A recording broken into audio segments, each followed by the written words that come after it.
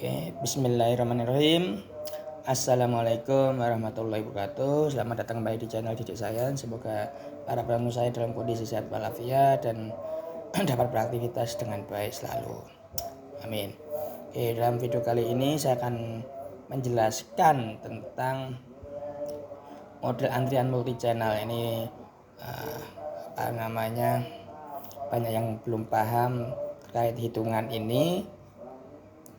Jadi akan saya mulai saja. Oke, model antrian multi channel ini saya langsung ke contoh ya. Ada sebuah rumah sakit memiliki sebuah ruangan gawat darurat atau RGD yang berisi 3 bagian ruangan yang terpisah. Oke, ada 3 ruangan. Kemudian setiap ruangan memiliki 1 dokter dan 1 juru rawat. Oke. Kemudian secara rata-rata dokter dan juru rawat dapat merawat 5 pasien. Nah, apabila pasien yang dihadapi hanya luka ringan, mereka dapat dilayani nih. Mohon maaf nih kalimatnya sedikit keliru. Dapat dilayani rata-rata 12 pasien per jam. Jadi kalau kita bayangkan seperti ini antrian, ini ruangannya, kemudian langsung ke step selanjutnya. Nah, dari sini ini kita dapat peroleh nilai lambda. Mana lambda ini yang datang? Makanya di sini saya bilang sedikit keliru. Seharusnya dapat dilayani, sehingga pasien yang datang dapat dilayani segini, 12 pasien per jam. Sedangkan mu di sini. Ini mu sebanyak 5. Yang ini ya, seorang dokter dan juga dapat merawat atau melayani segini 5 orang. Nah, sehingga kita dapat cari nilai P di sini. Mungkin yang di sumber lain ada yang menyatakan rho, silahkan. Nah, di sini P itu sama dengan 12 per 3 kali 5. Ini mengartikannya jangan 12 per 3 dulu baru dikalikan 5 ya. Jadi ini penulisan yang lebih tepat seperti ini. 12 per 3 kali 5. Atau dengan kata lain, P sama dengan apa waktu itu? Sini ada lambda per mu kali S. Nah, S apa itu S? S ini nih. Apa namanya nih? Ruangannya, jumlah ruangan atau jumlah instalasinya. Oke, dari situ akan kita coba menghitung. Ada PO, ada LQ, L, WQ dan W. Jadi yang kita hitung di sini yang ini ya. Oke, kita mulai dari menghitung LQ terlebih dahulu.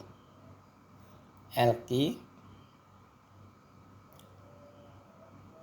nah itu di rumusnya kan ada PO dikalikan lambda per mu kalikan pangkat S kalikan P per S faktorial kalikan 1 min P kuadrat.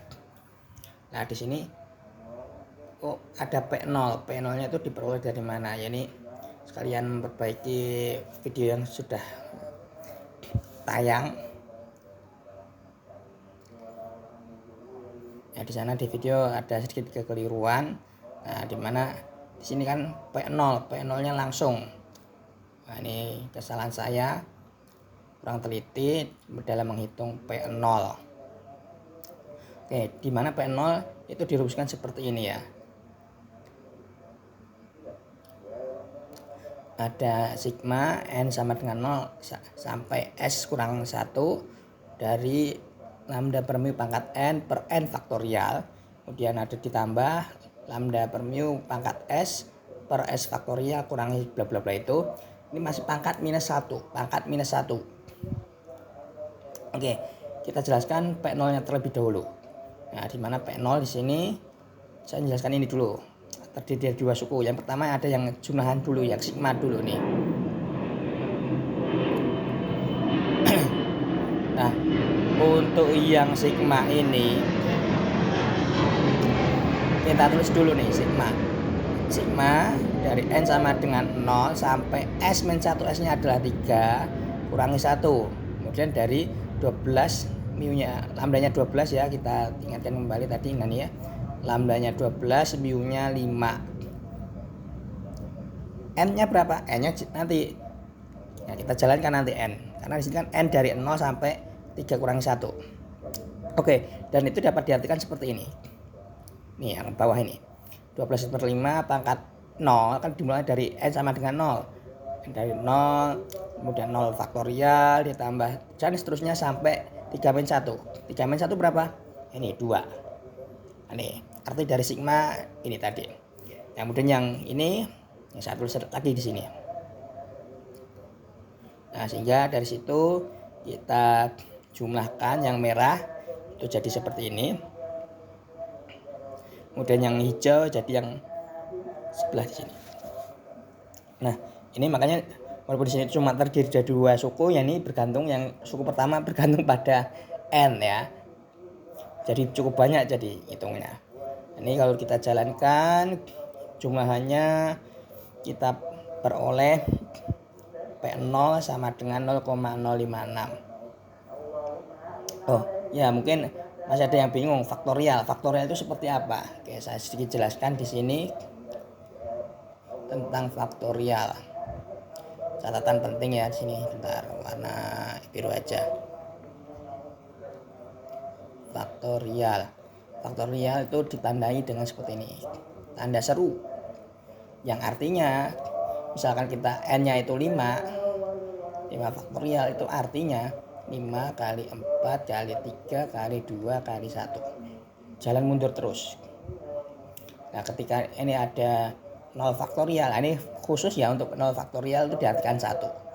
Begitu juga untuk 1 faktorial. Itu diartikan 1 seperti ini. Tapi secara umum untuk faktorial seperti ini. Ada ketika N-nya diisi 5 faktorial jalan terus. 5, 4, 3, 2, 1. Jalan terus. Nah, sehingga di sini untuk yang faktorial ini N faktorial 0, 1, 2 faktorial dijalankan. Ini jadi ini jadi ini jadi ini. Loh, kok ini misalnya begini ya. Silakan belajar sendiri kenapa kok bisa jadi seperti ini. Yang artinya nanti pokoknya dibalik ya. Pangkat -1. Pangkat -1 artinya dibalik seperti ini. 1 per. Jadilah seperti itu. Baru kita masukkan ke sini.